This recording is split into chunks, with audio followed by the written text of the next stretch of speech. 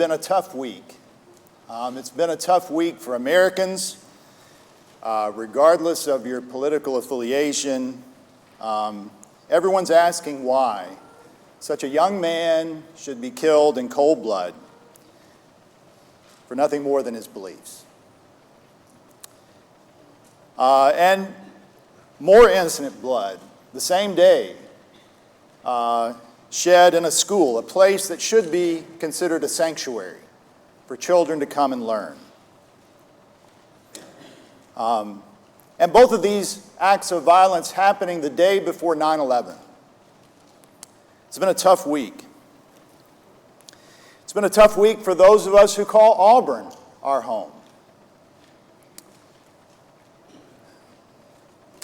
For those of us who were not born and raised here in Auburn, wasn't one of the reasons why we were excited about moving to Auburn was because it felt like a safe community.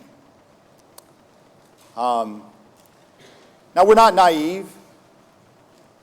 We know that there are people in our community who are hurting and who hurt others, even those that they love.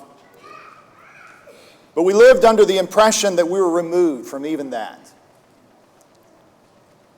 Reminded a week ago today that we are not removed.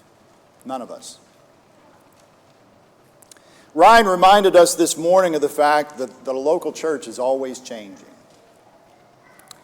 I remember what the University Church of Christ was 30 years ago when I was here as a student. It's different. It's a very different church. I hope it's the same in the things that are important. But in other ways, it's very different. I remember what the city of Auburn was like 30 years ago. I remember what America was like 30 years ago. And again, I'm not saying that all the ways that things are different are better or worse. It's just different. Our world is constantly changing. Nothing stays the same. My lesson this evening, though, is not going to be about those things. It's not going to be a commentary on what's wrong with the world, what's happening in our world, even here in Auburn. I'm not going to try to give you any answers this evening as to why a young father of 2 young children was shot and killed in cold blood. I'm not going to tell you why a 60-something-year-old retired professor was tragically killed at Kiesel Park. And I'm also not going to tell you that evil didn't exist 30 years ago, because we all know that it did. But the more things change, the more they stay the same. The world is, and has always been, since Genesis 3, under the sway of the evil one. The world around us is still walking according to the prince of the power of the air, the spirit at work in the sons of disobedience. That's true today. It's true 30 years ago, since the dawn of time. This week has simply been a reminder to all of us that we're still living in the world. And as we sang, this world is not our home. My lesson is not about what has changed. It's about what has not changed.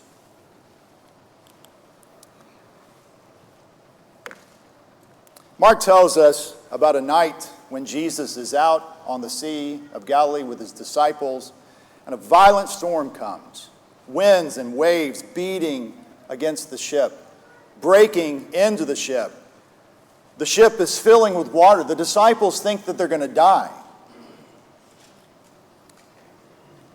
And they ask the question. They wake Jesus up. He's asleep in the stern, and they wake Jesus up and they say, "Master, do you not care that we are perishing?"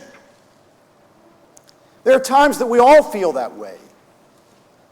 When the winds and the waves of life are so powerful, so strong, so threatening and chaotic, that we cry out to the Lord, "Do you not care?" What they didn't realize is that out there in the midst of that storm, they were in the safest place on earth. The safest place they could possibly be. Jesus awoke, rebuked the wind, and said to the sea, "Peace, be still." And the wind ceased, and there was a great calm. And so it has been a tough week. But what I want to remind us of tonight is that in this world that is full of change and decay, that there is one that does not change. He is always the same. And the Bible says that that's an anchor. It's an anchor to the soul that we need. An anchor that is sure and steadfast and secure so that we have nothing to fear. I want to talk in my lesson tonight about 4 things that do not change. 4 things about God that do not change. Turn to Psalm 90. The first thing I want to show you about God in the Bible that does not change is that God's life does not change. It's one of the distinguishing characteristics of God is that His life does not change.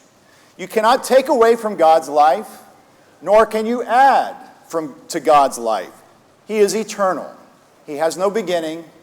He has no end. He is always God. Psalm 93 and verse 2, "Your throne is established from of old. You are from everlasting." The Lord is the true God. He is the living God and the everlasting King, Jeremiah 10 and verse 10. He is called the immortal God in Romans 1 and verse 23. He is said to alone have immortality in 1 Timothy 6 and verse 16. But Psalm 90 helps us to see what that actually means to us in a practical way. Psalm 90 was the only psalm that we have recorded written by Moses. It's believed that he was probably in the wilderness when he wrote this psalm during that 40-year experience with the children of Israel. Can you imagine how that must have felt to Moses? They were so close to entering the promised land. They were literally on the threshold. And they had already been through so much. Think of the things that Moses had been through. He'd given up Egypt. He'd given up being the son of Pharaoh's daughter. And the passing pleasures of sin for the sake of his people, Hebrews 11 says. He fought for his people. He had boldly gone to Pharaoh 10 times, pleading with Pharaoh to let his people go free. Moses had seen God send those 10 plagues, and he had literally seen God part the Red Sea in half so that they could walk across on dry ground. After the covenant was made and the people worshiped that golden calf, Moses went up the mountain and pleaded with the Lord, even to the point of offering his own soul as a substitute to forgive his people. And then when they send the 10 spies, again, literally at the threshold of the promised land, when the 10 spies come back, or when the 12 spies come back, 10 of them come back with a bad report so that the people are ready to take the man who delivered them from Egypt, deliver them from slavery, and stone them with stones. Can you imagine how that must have felt to Moses? And then to hear that the people for the next 40 years are all going to die in the wilderness, with the exception of Caleb and Joshua. Imagine how Moses felt. Every funeral, yearly, monthly, weekly, a reminder with every funeral that in some ways they had failed. And actually they had failed. They had failed to believe. They had failed to obey. How would it make you feel as Moses? Talk about change. Think about the changes that Moses had seen in his life. The son of Pharaoh's daughter, a shepherd in Midian, a national hero rescuing them from slavery, but hero to goat, the people ready to kill him. And now, where is he? He's living in a tent with a bunch of grumbling people, living as a fugitive, living as a homeless man. How does Moses respond to this? Well, he writes this psalm. He says in verse 1, "Lord, you have been our dwelling place in all generations. Before the mountains were brought forth, or ever you had formed the earth and the world, from everlasting to everlasting, you are God." Now notice the contrast in verse 3. "You return man to dust, and say, return, O children of man. For 1,000 years in your sight are as but yesterday when it is past, or as a watch in the night. You sweep them away as with a flood. They are like a dream, like grass that is renewed in the morning. In the morning it flourishes and is renewed. In the evening it fades and withers. For we are brought to an end by your anger. By your wrath we are dismayed. You have set our iniquities before you, our secret sins in the light of your presence. For all our days pass away under your wrath. We bring our years to an end like a sigh. The years of our life are 70, or even by reason of strength 80. Yet their span is but toil and trouble. They are soon gone, and we fly away. Who considers the power of your anger and your wrath according to the fear of you? And so he says, teach us to number our days. How many times has Psalm 90 been preached at a funeral? You've heard countless funeral messages taken from Psalm 90. Can you imagine how many times Moses preached this funeral? And he didn't just preach this funeral, he lived this psalm. Again, funeral after funeral after funeral, all a reminder of his mortality and the people's mortality. And it felt like this was all lost. All the hopes, all the dreams, all the effort, all that God had done. And here, death after death after death. What kept Moses going in the midst of all of that? Hopelessness and despair and death. How did Moses go on? Living as a homeless man with all of these homeless people living in tents. What sustained him through this storm in his life that lasted 40 years? It's verse 1. Lord, you have been our dwelling. What was home to Moses? Well, I know where he wanted to go. He wanted to go to the promised land, but he wasn't there. He never got to live in the promised land, only see it from afar. What sustained him? It was the thought that the Lord is his dwelling place. All these people around him dying, death and destruction, 70 years, maybe 80. But because of God's wrath, they all fly away. They're like the grass that's green today and brown tomorrow. How many people have brown grass right now? Think about how wet this summer has been. Day after day after day of rain, but how long does it take until it's all brown? It doesn't take long, does it? And that's the way our life is. That's all that Moses saw was death and people decaying and getting old and dying. But he had one thing. He had one person in his life that would never die. Before the mountains were brought forth, or ever you had formed the earth and the world, from everlasting to everlasting, you are God. That was an anchor in Moses' life. Or, as Psalm 102 says, of old you laid the foundation of the earth, and the heavens are the work of your hands. They will perish, but you will remain. They will all wear out like a garment. You will change them like a robe, and they will pass away. But you are the same, and your years have no end. Psalm 102, 25 through 27. God's life does not change. Another thing that does not change, I'm sorry, I'm not keeping up with the PowerPoint. I apologize to the kids that are feverishly writing this in. You can look it up. God's life does not change. God's character does not change. Turn to James chapter 1. James chapter 1. Another anchor we can hold on to in the storms of life is the knowledge that God's character does not change. It is consistent. It is always the same. And I'll remember to advance the slides here for the kids. Jesus Christ, Hebrews 13, verse 8, is the same yesterday and today and forever. God said to Moses, when Moses asked the Lord, who shall I say that you are? What is your name? God said, tell them, I am who I am. That's a strange name, but that's God's name. He is. That's his name. He always has been. He always will be. His life doesn't change, but who he is does not change. He's the same. Constant. Unchanging. Psalm 34 and verse 6 and 7, when Moses asked the Lord to show him his glory. And God said, I can't show you that because you would die. He puts him on the cleft of the rock, covers him with his hand, and removes his hand so that he might see the backside, as it were, of his glory. And he proclaimed his name.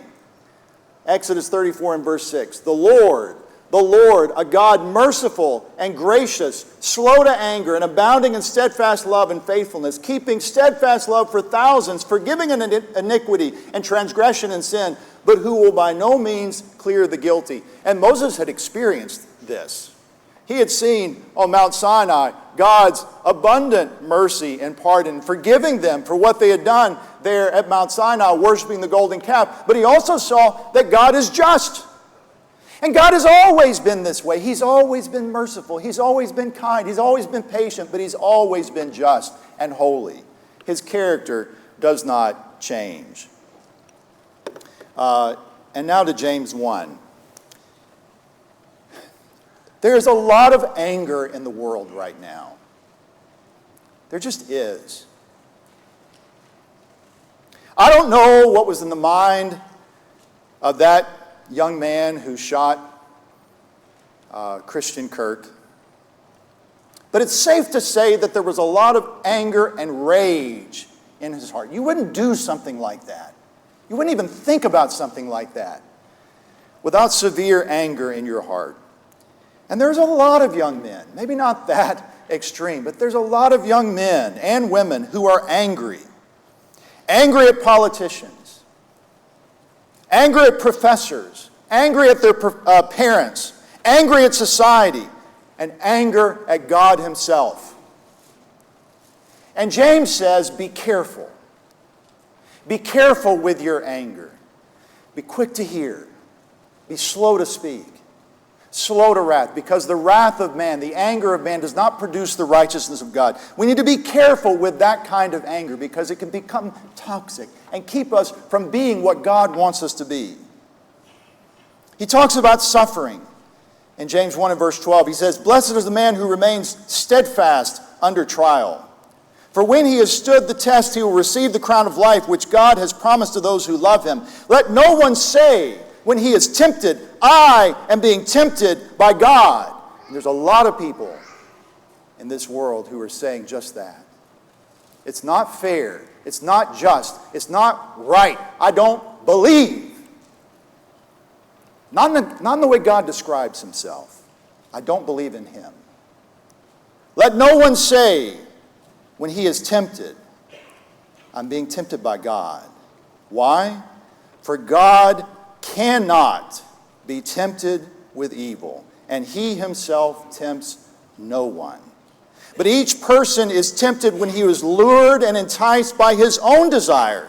Then desire, when it is conceived, gives birth to sin, and sin, when it is fully grown, brings forth death. In this great experiment called life, called the world, there are some variables to this experiment. We are the variables. We are constantly changing. Our emotions, our attitudes, our disposition, our behavior. We are the ones that change. God is the constant. God does not change. He cannot be tempted with evil. We see things in the world that we cannot explain. God is not the reason. He is not the reason. Is he in control? Yes. Is he sovereign? Yes. Can I explain how all of these things exist with the sovereignty of God and the love of God? I can't explain that. But I do know one thing, is that God cannot be tempted by evil, and he himself tempts no one.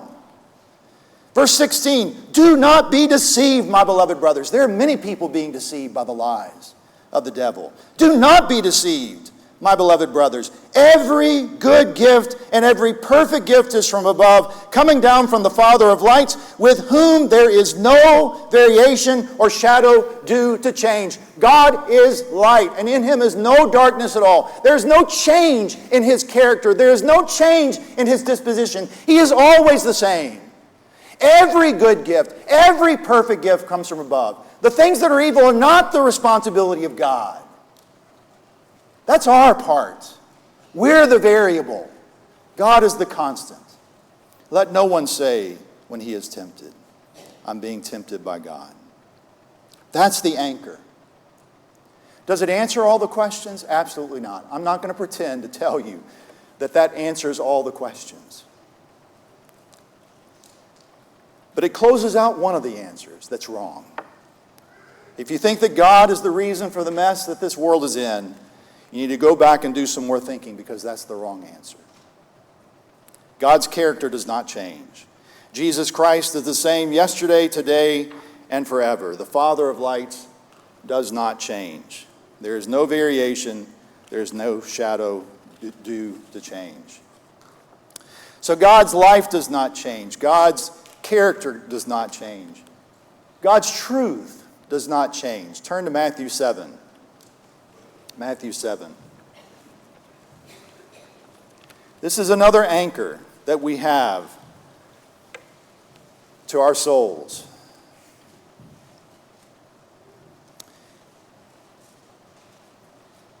A voice cries, "Cry," and I said, "What shall I cry? All flesh is grass, and all its beauty like the flower of the field. The grass withers, the flower fades, when the breath of the Lord blows on it. Surely the people are grass. The grass withers, the flower fades, but the word of our God will stand forever." We contrasted the mortality of man with the eternity of God.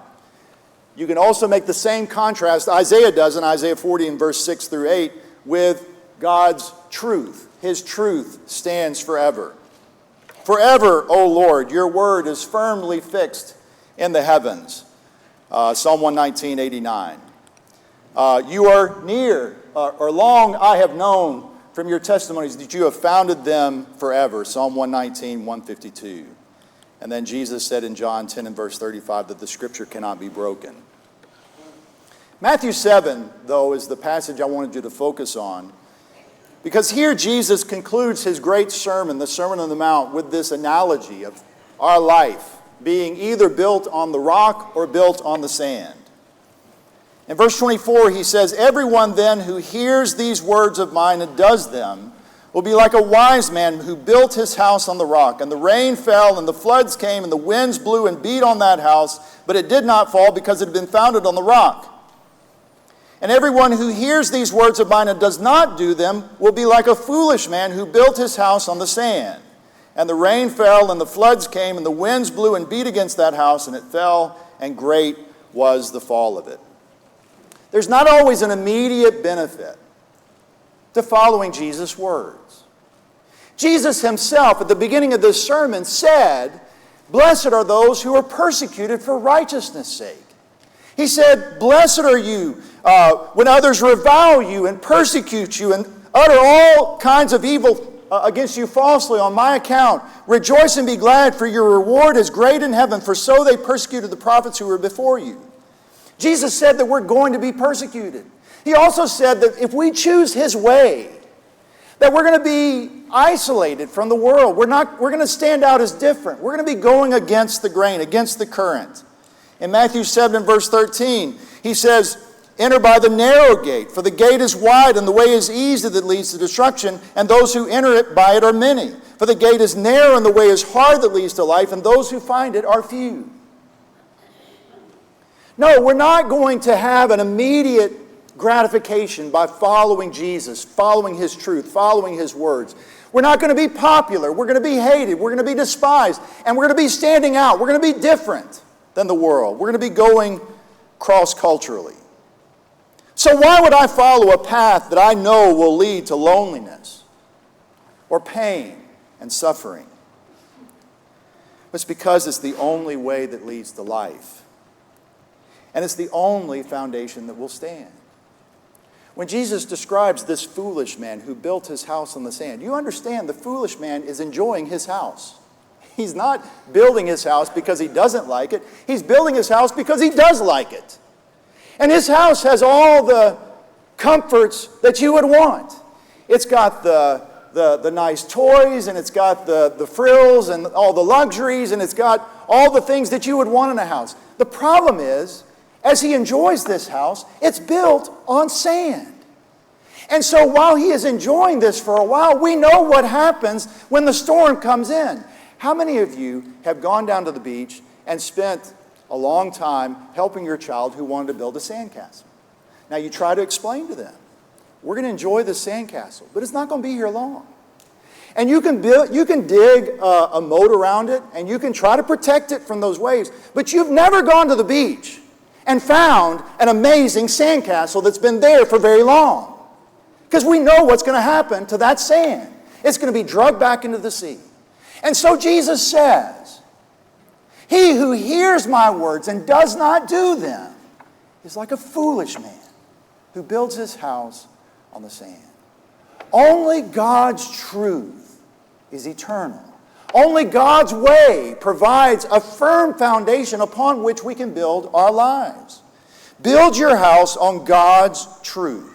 Don't listen to the lies of the devil. Hebrews 3 and verse 13 says that sin is deceitful. Jesus in Mark 4 and verse 19 says that riches are deceitful. Hebrews 11 verse 25 says that sin offers fleeting pleasures. Contrasted with 1 Peter 4, 1 and verse 4 that says that we have an inheritance that is imperishable, undefiled, and unfading, reserved, guarded in heaven for us. Build your house on the rock because God's truth does not change. God's life does not change. His character does not change. His truth does not change. His promises do not change. Turn over to Hebrews chapter 6. God's promises serve as an anchor, Hebrews 6 says, to our souls. Jesus told the Pharisees that they were of their father, the devil. That when the devil lies, he speaks of his own character, because he is a liar and the father of lies. You could say the same thing about God. In fact, the Bible does say the same thing about God. God tells us the truth because he is speaking from his own character. It is his nature to tell the truth. In fact, he can only tell the truth. Titus 1 says that God never lies. Hebrews 6 says that God cannot lie, as we'll see in a minute. It's impossible for God to lie. That's why Paul was so concerned with the perception some had of him in Corinth when he did not come to them when he had said he was going to come. And he says, when I say yes, I mean yes. I don't say yes and then no. Because if I said yes and then no, I wouldn't be representing the God whom I'm representing. I wouldn't be representing the Lord whom I'm representing. The Son of God, Jesus Christ, 2 Corinthians 1 and verse 19, whom we proclaimed among you, Silvanus, Timothy, and I, was not yes and no, but in him it is always yes. God keeps his promises. And when you're lost at sea, you want something that you can hold on to. You want something that's not going to change. And that's what the Hebrew writer is telling this audience, his audience here in the book of Hebrews. He's clearly frustrated with his audience. At the end of chapter 4, he says, I want to share more with you about this mysterious character called Melchizedek, but I can't do it because you're hard of hearing.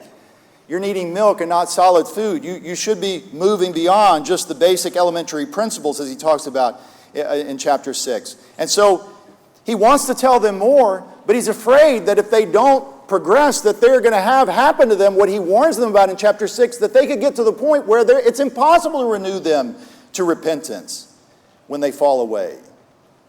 But he goes from one of the most depressing passages in Hebrews to one of the most hopeful. In Hebrews 6, in verse 9 and 10, he says, though we speak in this way, yet in your case, beloved, we feel sure of better things, things that belong to salvation. For God is not unjust so as to overlook your work and the love that you have shown for his name in serving the saints as you still do. And we desire that each one of you to show the same earnestness, to have the full assurance of hope until the end, so that you may not be sluggish, but imitators of those who through faith and patience inherit the promises. And he goes back to Abraham. And he says the reason why Abraham was able to endure all that he did, the reason why all the patriarchs were able to hold fast to their faith, is because they trusted in God. They trusted when God made a promise, he would keep that promise. Verse 13. For when God made a promise to Abraham, since he had no one greater by whom to swear, he swore by himself, saying, surely I will bless you and multiply you. And thus Abraham, having patiently waited, obtained the promise. For people swear by something greater than themselves, and in all their disputes an oath is final for confirmation. So when God desired to show more convincingly to the heirs of the promise the unchangeable character of his purpose, he guaranteed it with an oath. So that by two unchangeable things in which it is impossible for God to lie, we who have fled for refuge might have strong encouragement to hold fast to the hope set before us. You understand that God didn't have to give Abraham an oath. What he had said is, this is what I'm going to do. When God gives his word, because it's impossible for God to lie, you can take that to the bank. You don't have to question it. You can trust that God's going to do exactly what he says he's going to do. He is always yes. He is always amen. He does not change. But God said, I'm going to give Abraham something more. Two unchangeable things. He gave him his word, and that was enough. But he gave him another unchangeable thing. He gave him the oath. He made a promise. And he swore by himself, because he couldn't swear by anyone greater. Amazing. But that's what God is trying to say to you and me. And that's what the Hebrew writer is saying to us. Is when you go through the storms of life, and everything around you is falling apart, when all that you see on the news, when all that you see in your family, when all that you see in the church, God forbid, but it can get chaotic among God's people.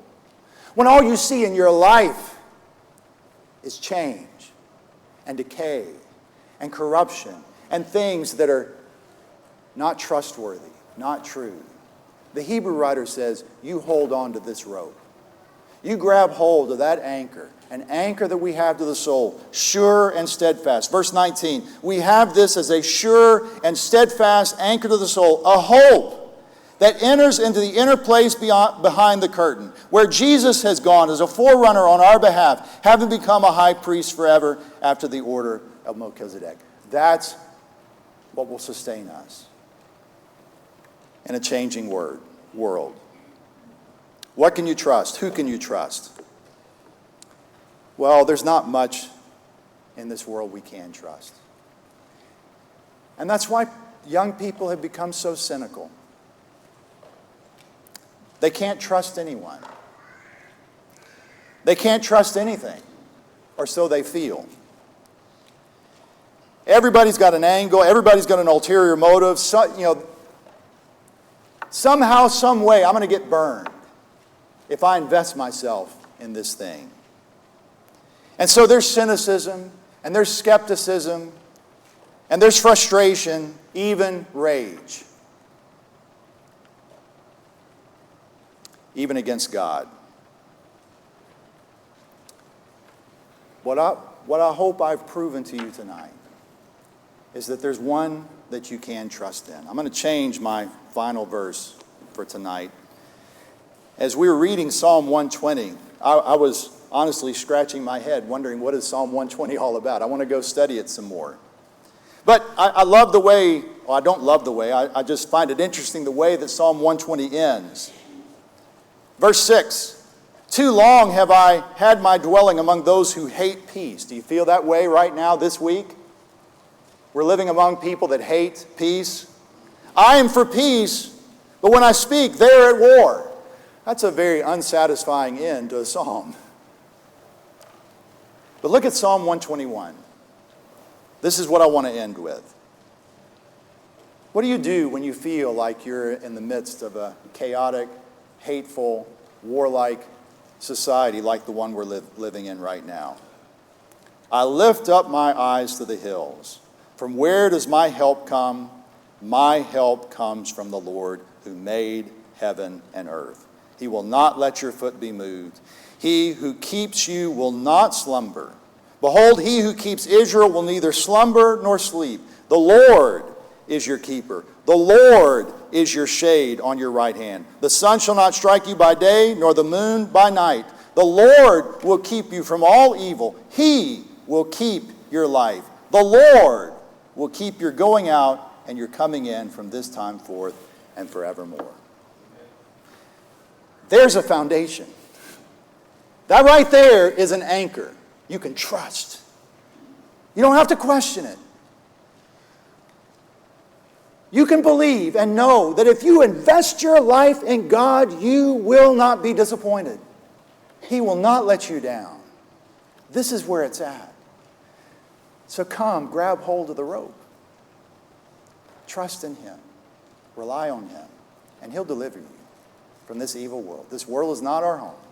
Don't put your trust in anything. It is building your life on sand. It's not going to work out for you well.